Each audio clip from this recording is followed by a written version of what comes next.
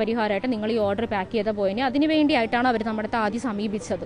5 ലക്ഷം രൂപ തന്നു കഴിഞ്ഞാൽ നമ്മൾ ഈ കേസ് ഒരു ക്ലാരിറ്റി വരുത്തേണ്ടതായിട്ടുണ്ട്. അതായത് ചോദിക്കുന്നത് നിങ്ങളെ ഭീഷണിപ്പെടുത്തി എന്ന് പറഞ്ഞു, അതായത് ദൃശ്യങ്ങളും ഫോട്ടോകളും പുറത്തു വിടുമെന്നും നിങ്ങളെ യൂട്യൂബിൽ ട്രെൻഡിങ് ആക്കി നിർത്തുമെന്നൊക്കെ ഭീഷണിപ്പെടുത്തി, അതുകൊണ്ടാണോ നമ്മൾ ഈ പൈസ കൊടുത്തത്? അതെ, അതുകൊണ്ടാണ്. അതൊരു സാധാരണ ദൃശ്യങ്ങളാണ്, മറ്റ് തരത്തിൽ ഞങ്ങളുടെ അക്കൗണ്ടിലോട്ട് കസ്റ്റമേഴ്സ് പേയ്മെന്റ് അയക്കുന്ന ദൃശ്യങ്ങളാണത്.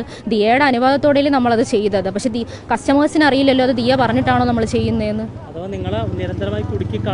അതുകൊണ്ട് ആ ഭീഷണിയിൽ പേടിച്ചാണ് ഞങ്ങൾ അത് സമ്മതിച്ചത് അവരെടുത്ത്.